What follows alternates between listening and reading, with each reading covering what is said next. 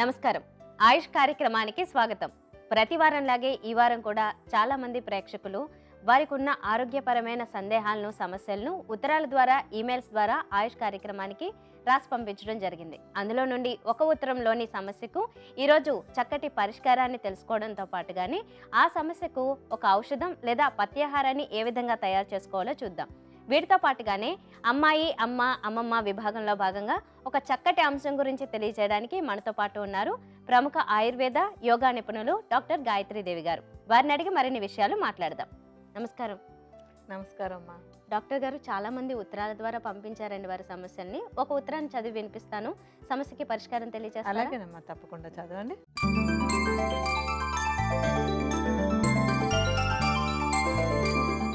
నమస్కారం డాక్టర్ గారు, నా పేరు నిరంజన్, నా వయసు 45 సంవత్సరాలు. ఈ ఉత్తరం వరంగల్ నుండి రాస్తున్నాను. వర్షాకాలం వచ్చిందంటే చాలు నా శరీరంలో రోగనిరోధక శక్తి తగ్గిపోతుంది. తరచుగా ఏ ఒక్క అనారోగ్యాలు వస్తూ ఉన్నాయి. ఇలా ఎందుకు జరుగుతుంది? ఈ వర్షాకాలంలో నాకు రోగనిరోధక శక్తి పెరగడానికి పరిష్కారం చూపిస్తూ ఒక చక్కటి పథ్యాహారాన్ని తయారు చేసి చూపించండి అంటూ రాస్తున్నారు. అలాగేనమ్మా. ఆయనకు ముందుగా ఏంటంటే తనకున్న సమస్యకి కారణం ఒక రోగనిరోధక శక్తి తగ్గడం అనేది తెలియటం మంచిది అనమాట. ఎప్పుడు కూడా ఎందుకు వస్తుంది అనుకోకుండా ఈ సీజన్ వచ్చేటప్పటికి రోగనిరోధక శక్తి తగ్గుతోంది అని గ్రహించారు. సో దానికి కారణాలు ఏంటి, అది ఎలా తగ్గించుకోవాలి ఏంటి అనేది మనం వివరంగా మాట్లాడుకుందాం. వర్షాకాలం వచ్చేసరికి ఏంటంటే మామూలుగా కూడా కాలంలో మామూలుగా మనం 6 ఋతువులు 12 నెలలు అని చెప్పుకుంటూ ఉంటాం కదా. దాంట్లో ఏంటంటే ఆయుర్వేదంలో ఆరోగ్యపరంగా 2 భాగాలుగా చెప్తాం అన్నమాట. అంటే ఒకటి ఏంటంటే విసర్గ కాలము, ఒకటి ఆదాన కాలం అని చెప్పి మొత్తం ఒక సంవత్సరంలో 6 నెలల పాటు ఆదాన కాలం అంటాం. ఈ ఆదాన కాలంలో సహజంగానే ప్రకృతి ప్రభావం వల్ల మన శరీరంలో ఉండేటువంటి బలము, రోగనిరోధక శక్తి కూడా న్యాచురల్గా తగ్గే అవకాశం ఉంటుంది. అదేంటంటే మనకి శిశిర ఋతువు, తర్వాత వసంత ఋతువు, గ్రీష్మ ఋతువు అంటాం. అంటే ఎండాకాలం వరకు బాగా చలి పెరిగినప్పటి నుంచి బాగా ఎండాకాలం అయ్యే వరకు కూడా మన శరీరంలో బలం సహజంగా తగ్గుతుంది అనమాట. అంటే సూర్యుడి కిరణాల ప్రభావం వల్ల మనలో ఉండేటువంటి బలం అది ఆవిరైపోవడం, కొంచెం రోగనిరోధక శక్తి తగ్గడం అనేది సహజంగా జరుగుతూ ఉంటుంది. అయితే ఇప్పుడు మనం వర్షాకాలంలోకి వచ్చాం.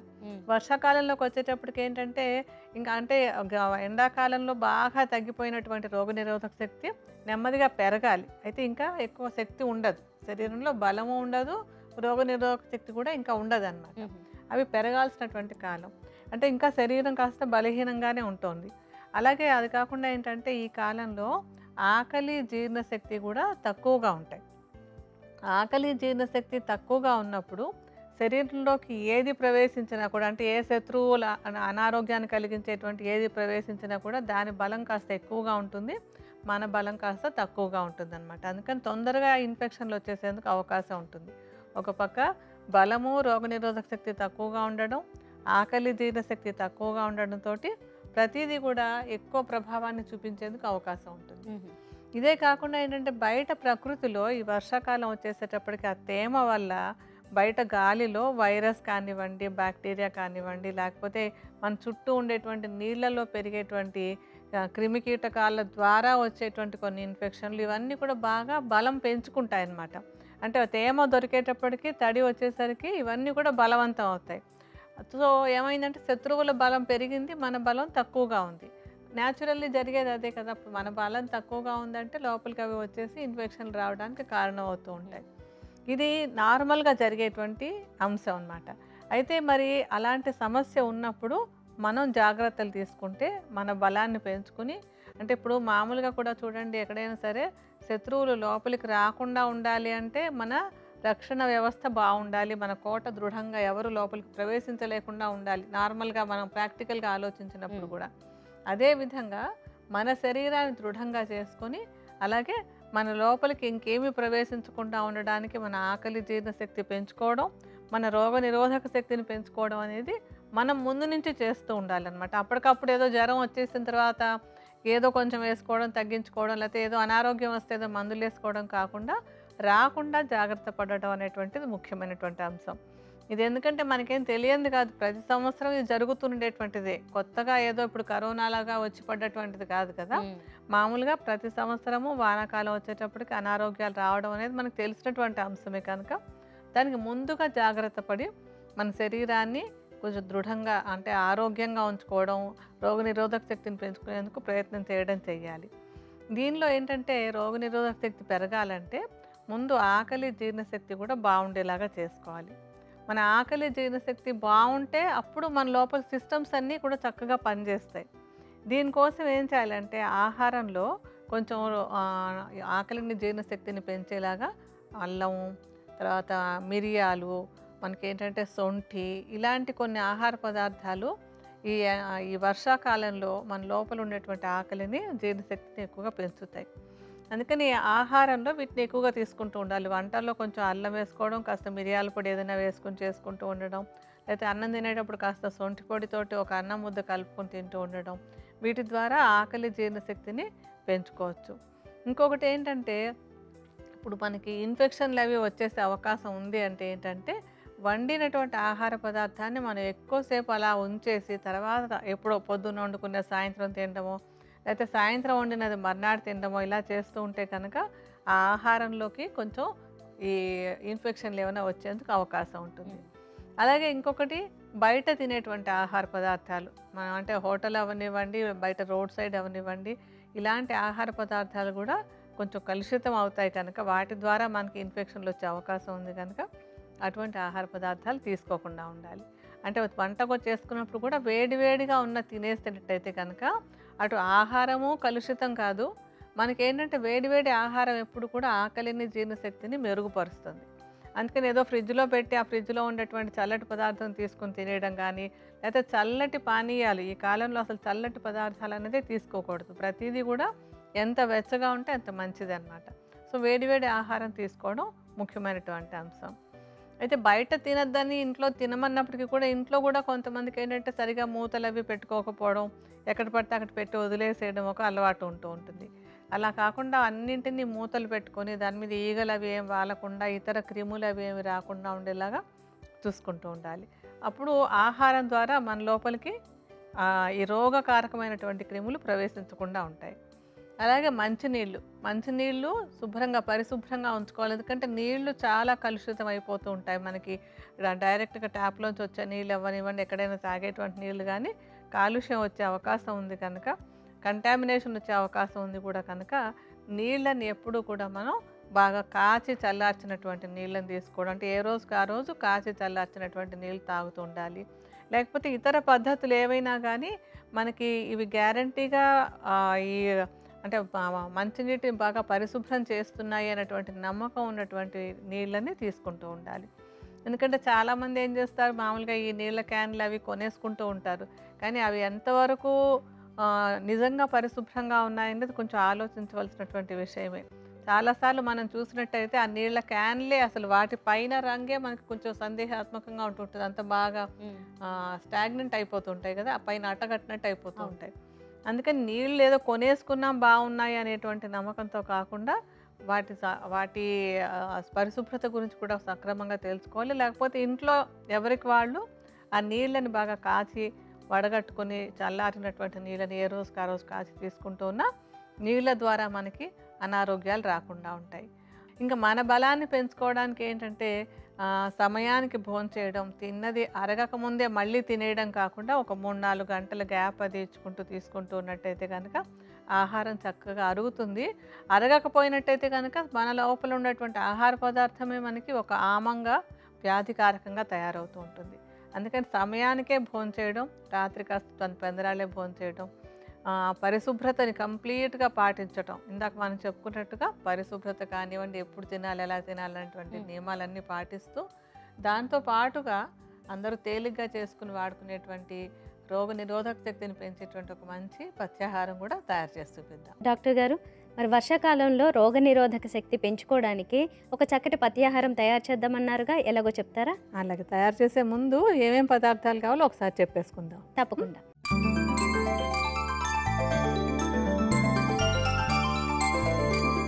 వర్షాకాలంలో రోగనిరోధక శక్తి పెరగడానికి పత్యాహారం తయారీకి కావలసిన పదార్థాలు: సొంటి, పిప్పళ్ళు, మిరియాలు, తిప్పతీగ, బెల్లం. కావలసిన పదార్థాలు చూసాం కదా. ఇక తయారీ విధానం డాక్టర్ గారిని అడిగి తెలుసుకుందాం. డాక్టర్ గారు, మరి తయారీ విధానం చెప్తారా? అలాగేనమ్మా. దానికి ముందు మన స్టవ్ వెలిగించి ఎప్పట్లాగానే బాండీ పెట్టుకుందాం. ఓకే.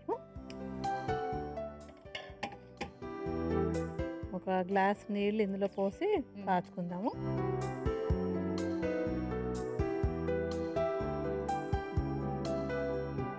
ఇప్పుడు ఈ నీరు మరిగేలోపు మనం కావాల్సిన పదార్థాలు అవి ఎందుకు వాడుకుంటున్నామో కూడా చెప్పుకుందాం. ఓకే. మనం ఇందులో వేసుకునేది మొట్టమొదటిది మన ఇంట్లో ఉండేదే సొంటి. సొంటిని చక్కగా కొంచెం నేతిలో వేయించి దాన్ని పొడి చేసి ఉంచుకోవాలి.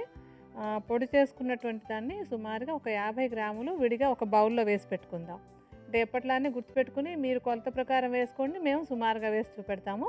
కొంచెం సొంటి పొడిని మనం విడిగా బౌల్లో పెడదామా.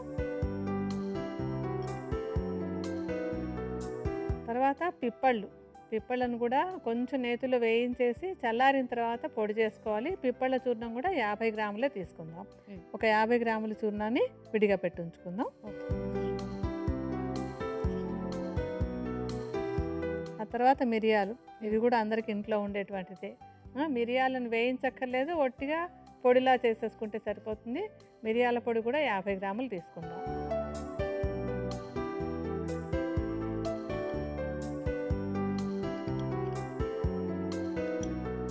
తర్వాతది తిప్పతీగను కూడా ఎండబెట్టినటువంటి దాన్ని చూర్ణంలా చేసుకుని ఈ చూర్ణం కూడా ఒక 50 గ్రాములు వేసుకోవాలి.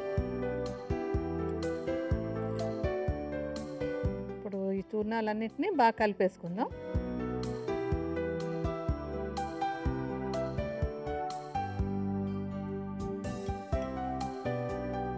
కలిపేస్తారు కదా, ఇలా కలిపేసి ఉంచేసుకోవచ్చు.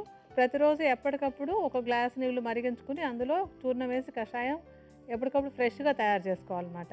ఇప్పుడు నీళ్లు మరుగుతున్నాయి కదా, ఈ మరుగుతున్న నీళ్ళలో ఒక చెంచా నిండుగా చూర్ణం తీసుకుని అందులో వేసుకుందాం. మనం ఓ టీ కాచినట్టు కాచుకోవాలన్నమాట. సన్నటి మంట మీద, ఎప్పుడు గుర్తుంటుంది అందరికీ, కొత్త వాళ్ళ కోసం మళ్ళీ మళ్ళీ చెప్పుకోవడం, కానీ సన్నటి మంట మీద పెట్టుకుని సగం నీరు ఎగిరిపోయేంత వరకు దాన్ని మరిగించుకోవాలన్నమాట. ఆ మరిగేలోపు మనం ఎందుకు వీటిలో ఇవి వేసుకున్నాం అనేది కూడా ఒకసారి చెప్పుకుందాము. ఇందులో ఏంటంటే ఇప్పుడు వర్షాకాలంలో రోగనిరోధక శక్తి పెరగాలంటే మనకి శరీరంలో కఫదోషం పెరగకుండా ఉండేటువంటి పదార్థాలు తీసుకోవాలి. అందులో సొంటి, పిప్పళ్ళు, మిరియాలు 3 కూడా కఫదోషాన్ని పెరగకుండా ఉంచుతాయి అన్నమాట. అంటే కఫం పెరిగితే కనుక శరీరంలోకి ఇన్ఫెక్షన్లు తేలిగ్గా వచ్చేస్తాయి. సో ఈ 3ని వేయడం వల్ల కఫం పెరగకుండా ఉంటుంది. అలాగే ఆకలి, జీర్ణశక్తి కూడా మెరుగవ్వాలి మనకి. ఈ సొంటి, పిప్పళ్ళు, మిరియాలు 3 కూడా ఆకలిని, జీర్ణశక్తిని బాగా పెంచుతాయి. అలాగే ఒకవేళ ఏదైనా మన లోపలికి ఈ బ్యాక్టీరియా, వైరస్ లాంటివి వచ్చినా వాటి మలినాలని బయటకు పంపించేయడానికి కూడా ఇవి సహాయపడతాయి. అలాగే తిప్పతీగ వేసుకున్నాం. ఈ తిప్పతీగ రోగనిరోధక శక్తిని బాగా పెంచేటువంటిది. ఏదైనా కొంచెం చిన్న చిన్న ఇన్ఫెక్షన్లు వచ్చినా కూడా దీని ద్వారా అవి తగ్గిపోతాయి అన్నమాట. అందుకని 4 మంచి మంచి పదార్థాలు, అందులో 3 ఇంట్లో ఉండేవే. సొంటి, పిప్పళ్ళు, మిరియాలు అందరికీ ఇళ్లలో ఉంటాయి. ఒక తిప్పతీగ ఒకటే బజార్ నుంచి తెచ్చుకుంటారు. సో ఈ మిశ్రమాన్ని తయారు చేసేసుకుని వర్షాకాలంలో ఈ చూర్ణాల మిశ్రమాన్ని ఒక గాజు సీసాలో పోసి ఉంచేసుకుంటే ఎప్పటికప్పుడు మనం ఔషధాన్ని అంటే ఈ పత్యాహారం లాంటి ఔషధాన్ని తయారు చేసుకోవచ్చు అనమాట. బాగా మరుగుతోందమ్మా, సగం నీరు ఎగిరిపోయింది కూడా మనకి. సో ఇప్పుడు దాన్ని స్టవ్ ఆపేసి వడపోసేసుకుందాం.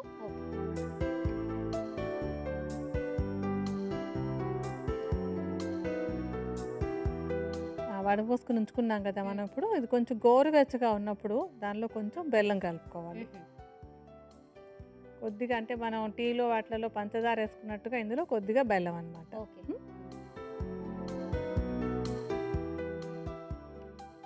చాలు, బాగా కలిపేసేయండి. అది ఇప్పుడు మనకి రోగనిరోధక శక్తికి కావాల్సినటువంటి పత్యాహారం రెడీ అయిపోయింది. ఓకే. మరి దీన్ని ఏ విధంగా ఎప్పుడెప్పుడు తీసుకోవాలంటారు? ఇదేంటంటే ఈ రోగనిరోధక శక్తి కోసం వర్షాకాలంలో ప్రతిరోజు ఏదో కాఫీలు, టీలు తాగుతారు కదా, వాటిని మానేసి ప్రతిరోజు ఒక చిన్న కప్పుడు, అంటే ఒక 40-50 మిల్లీలీటర్ల పరిమాణంలో ఎప్పటికప్పుడు వేడిగా టీ కాచుకున్నట్టుగా కాచి గోరువెచ్చగా ఈ కషాయాన్ని కనుక రోజుకు ఒక్కసారి తీసుకుంటూ ఉంటే ఈ వర్షాకాలంలో రోగనిరోధక శక్తి పెరగడానికి మనం ఇప్పుడు చేసుకున్నటువంటి ఈ పత్యాహారం చాలా చక్కగా సహాయపడుతుంది. Okay. Okay, thank you doctor గారు. అలాగే. వర్షాకాలంలో రోగనిరోధక శక్తి పెరగడానికి పత్యాహారం తయారీకి కావలసిన పదార్థాలు, తయారీ విధానం మరొకసారి చూద్దాం. కావలసిన పదార్థాలు: సొంటి, పిప్పళ్ళు, మిరియాలు, తిప్పతీగ, బెల్లం. ముందుగా ఒక బౌల్ తీసుకుని అందులోకి సొంటి చూర్ణం 50 గ్రాములు, పిప్పళ్ళ చూర్ణం 50 గ్రాములు, మిరియాల చూర్ణం 50 గ్రాములు, తిప్పతీగ చూర్ణం 50 గ్రాములు వేసి బాగా కలుపుకుని పక్కన పెట్టుకోవాలి. తర్వాత స్టవ్ వెలిగించి బాండి పెట్టుకుని 1 గ్లాసు నీటిని పోసి మరిగించుకోవాలి. ఇలా మరుగుతున్న నీటిలో చెంచాడు చూర్ణం వేసి సగం నీరు ఎగిరేంత వరకు మరిగించుకోవాలి. ఈ కషాయాన్ని వడపోసుకోవాలి. ఇలా వడపోసుకున్న కషాయంలో గోరువెచ్చగా ఉండగానే కొంచెం బెల్లం కలుపుకుని ఈ కషాయాన్ని ప్రతిరోజు టీలాగా 1 కప్పు తీసుకున్నట్లయితే వర్షాకాలంలో రోగనిరోధక శక్తిని పెంచుకోవచ్చు. డాక్టర్ గారు, అమ్మాయి, అమ్మ, అమ్మమ్మ విభాగంలో భాగంగా ఏ అంశం గురించి మాట్లాడబోతున్నారు ఈరోజు? మనం ఏంటంటే వరుసగా అమ్మాయి ప్రసవించడం అన్నీ చెప్పుకుంటూ వస్తున్నాం. పుట్టబోయేది అమ్మాయా అబ్బాయా అనేటువంటి ఒక ఉత్సాహం చాలా మందిలో ఉంటుంది. దాంతోపాటుగా అమ్మాయి పుడితే ఆ తల్లిని ఒక దోషిగా చూడటం అనేటువంటి కొంతమంది ప్రవర్తిస్తూ ఉంటారు, మనం చూస్తూ ఉంటాం కదా. అయితే అమ్మాయి పుట్టడం అనేటువంటిది ఆ తల్లి తప్ప అనేటువంటి అంశం గురించి వాళ్ళు చెప్తారు. ఓకే.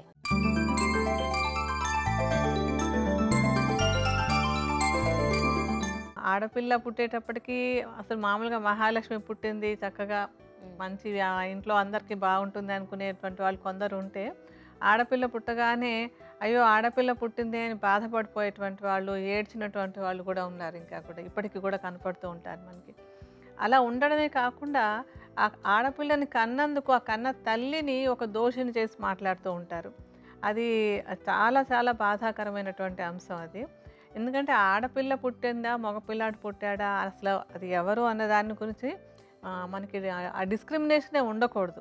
ఒకవేళ ఉన్నప్పటికీ కూడా ఏంటంటే ఆడపిల్ల పుట్టింది అనుకున్నప్పటికీ కూడా ఆ ఆడపిల్ల పుట్టడానికి కారణం ఆ తల్లి కాదు, నిజానికి ఎవరూ కాదు. అది న్యాచురల్గా జరిగిపోతుంటుంది. గర్భం రావడం ఎంత యాక్సిడెంటల్గా జరుగుతుందో, ఆడపిల్ల పుట్టాలా మగపిల్లాడు పుట్టాలా అనేది కూడా ఒక అన్నోన్ ప్రాసెస్ ద్వారా జరుగుతూ ఉంటుంది. అయితే ఏంటంటే అసలు ఆడ మగ ఎవరైనా పుట్టడానికి కూడా స్త్రీ కణం పురుష కణం రెండు ఉంటాయి. స్త్రీ కణంలో ఎక్స్ క్రోమోజోమ్ అని, అంటే మొత్తం 23 జతల క్రోమోజోములు ఉంటాయి. మామూలుగా 23 జతల్లో 22 జతల క్రోమోజోములు ఇద్దరిలోనూ ఒకేలా ఉంటాయి. ఆఖరికి ఏంటంటే 23వ జత, ఆ ఆఖరి జతగా అంటే 23వ జతలో మాత్రమే ఆడవాళ్లలోనూ మగవాళ్లలోనూ తేడా ఉంటుందన్నమాట. అంటే ఆ 23వ జతలో ఆడవాళ్ళలో అయితే కనుక 2 ఎక్స్ క్రోమోజోములు, ఎక్స్ క్రోమోజోమ్ అని ఉంటాయి అన్నమాట. అదే మగవాళ్ళలో ఆ 23వ జతలో ఏమవుతుందంటే 2 ఎక్స్లు కాకుండా ఒక ఎక్స్ ఒక వై అనే క్రోమోజోములు ఉంటాయి. ఈ గర్భం ధరించడానికి కారణమైనటువంటి ఈ కణాల సంయోగం, అంటే స్త్రీ కణం పురుష కణం రెండు కలిసిపోయినప్పుడు అంటే కలవడానికి ముందు ఏమవుతుందంటే స్త్రీ కణం 2 కణాలుగా విడిపోతుంది, అలాగే పురుష కణం కూడా 2 కణాలుగా విడిపోతుంది అనమాట కలవడానికి ముందే. అలా విడిపోయిన తర్వాత స్త్రీలో ఉండేటువంటి ఆ ఎక్స్ క్రోమోజోమ్ ఉన్న కణంతో పురుషుడి నుంచి వచ్చినటువంటి 2 కణాలు అవుతాయి అనుకున్నాం కదా. అందులో ఎక్స్ క్రోమోజోమ్ ఉన్నటువంటి కణం కనుక కలిసినట్టయితే, అంటే గర్భం రావడానికి ఆ 2 కణాలు కలిసినట్టయితే ఏమవుతుందంటే ఆ పుట్టబోయే జీవిలో అవి 2 ఎక్స్ క్రోమోజోమ్లు అవుతాయి. అప్పుడు ఆడపిల్ల పుడుతుంది. అర్థమవుతుంది కదా.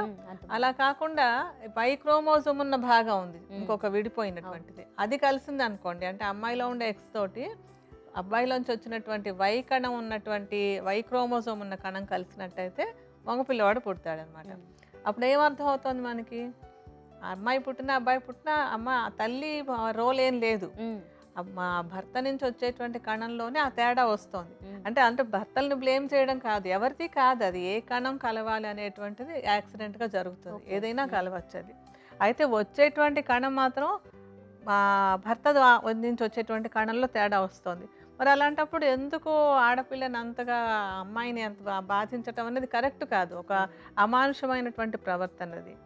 అంటే ఎవరూ కారణం కాదు, ఒకవేళ కారణం అని ఒకళ్ళని బ్లేమ్ చేయాలనుకున్నా కూడా ఆ జరిగేటువంటిది ఏంటంటే పురుషుడి నుంచి వచ్చేటువంటి కణం ఏ కణం కలుస్తుంది అనేటువంటిది ఇక్కడ కారణం అవుతూ ఉంటుంది.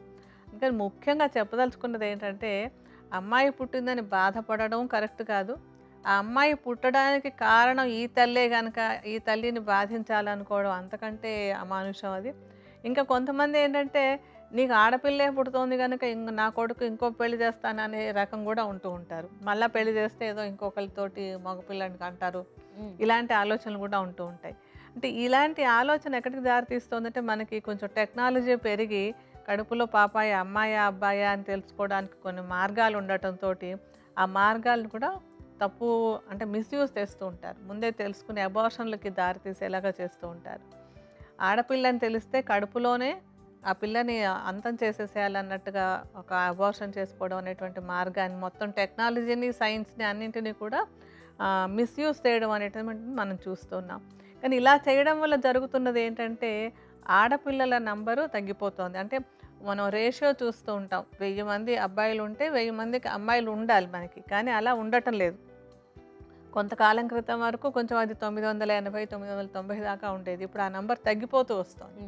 ఎందుకంటే ఇప్పుడు టెక్నాలజీని వాడుకుని కడుపులో ఉన్నప్పుడే అమ్మాయి అని తెలుసుకుంటే ఆ కడుపులో ఉన్నప్పుడే దాన్ని అంతం చేసేసి అబార్షన్ చేసుకోవడం అనేటువంటి పద్ధతిని ఒక రాక్షసమైనటువంటి పద్ధతిని అనుసరించేటువంటి వాళ్ళ సంఖ్య పెరుగుతూ ఉండడంతో ఆడపిల్లల సంఖ్య తగ్గిపోతుంది మనకి. కానీ అది కరెక్ట్ పద్ధతి కాదు అసలు. ఆడపిల్లైనా మగపిల్లవాడైనా ఒకటే. పాతకాలంలో అయితే ఇంకా ఏదో కొంచెం ఉండేది. అబ్బాయి అయితే మన ఇంట్లో ఉంటాడు, మన ఏదో చూసుకుంటాడు, ముసలితనంలో మనకు సేవలు చేస్తాడనో లేకపోతే తలకొరివి పెడతాడు, ఇలాంటివన్నీ నమ్మకాలన్నీ ఉండేవి. ఈ రోజుల్లో ఎవ్వరూ ఉండట్లేదు. కొడుకైనా ఒకటే, కూతురైనా ఒకటే, ఎవరూ ఉండటం లేదు. అండ్ ఆడపిల్లలు కూడా అన్ని రకాలుగా అన్నింటిలోనూ ముందుకు వస్తున్నారు. వాళ్ళు విద్య, వైద్యం, వ్యాపారం ఏ రంగం అయినా సరే ఆడపిల్లలు కూడా ముందుకు వస్తున్నారు. కనుక ఈ మన మనసుల్లో ఉండేటువంటి తేడాన్ని తీసేసి అమ్మాయా అబ్బాయా, అమ్మాయి పుడితే ఏంటి, ఇలాంటి బాధలు అవన్నీ తీసేసుకొని ఎవరైనా సరే పిల్లల్ని చక్కగా మంచి పిల్లలు వాళ్ళని బాగా పెంచుకోవాలి. మన కుటుంబానికి దేశానికి కూడా ఉపయోగపడేలాగా చేసుకోవాలి. ఇలాంటి ఒక మంచి మనస్తత్వాన్ని పెంచుకున్నట్టయితే కనుక పుట్టబోయేది ఎవరు అన్నది చక్కటి సస్పెన్స్ ఉంచుకోవాలి. పుట్టిన తర్వాత ఆ సస్పెన్స్ని చూడాలి తప్ప ముందే కనుక్కొని ముందే హీనంగా ప్రవర్తించడం కంటే పుట్టబోయే చక్కగా ఎవరు పుడతారో అన్నటువంటి ఆ సస్పెన్స్ని మెయింటైన్ చేసుకుంటూ పుట్టినటువంటి వాళ్ళని ఆనందంగా చూసుకుని చక్కగా పెంచుకోవడానికి ప్రయత్నించాలి తప్ప ఆడపిల్ల అయితే వద్దనో లేకపోతే ఆడపిల్లని కన్న తల్లి వద్దనో ఇలాంటి చెడు భావాలకి తావు ఇవ్వకుండా ఉన్నట్టయితే కనుక మనం మనకు అభివృద్ధి చెందినటువంటి వైద్యంతో మానవ జీవితాన్ని ఇంకా మనం మెరుగుపరచుకోవడానికి అవకాశం ఉంటుంది. Thank you so much doctor గారు. రోగనిరోధక శక్తి పెంచుకోవడానికి ఏమేం చేయాలి, జనరల్గా ఆహార నియమాలు ఏం పాటించాలనే దానితో పాటుగానే ఒక మంచి పత్యాహారం తయారు చేసి చూపించినందుకు, అలాగే అమ్మాయి అమ్మమ్మ విభాగంలో భాగంగా ఒక మంచి అంశం గురించి తెలియజేశారు. ధన్యవాదాలు. మీ ఆరోగ్య సమస్యలను, సందేహాలను మాకు పంపించవలసిన మా వాట్సాప్ నంబర్ అలాగే email ID 9100773928. Email ID ayush@etv.co.in. అలాగే మీ సమస్యలను మాకు ఉత్తరాల ద్వారా కూడా పంపవచ్చు. మా చిరునామా Aayush ETV live, Ramoji film city, Hyderabad 501512. ఇది ఇవాల్టి ఆయుష్ కార్యక్రమం. మరో చక్కటి అంశంతో మళ్ళీ కలుద్దాం. అంతవరకు సెలవు. నమస్తే.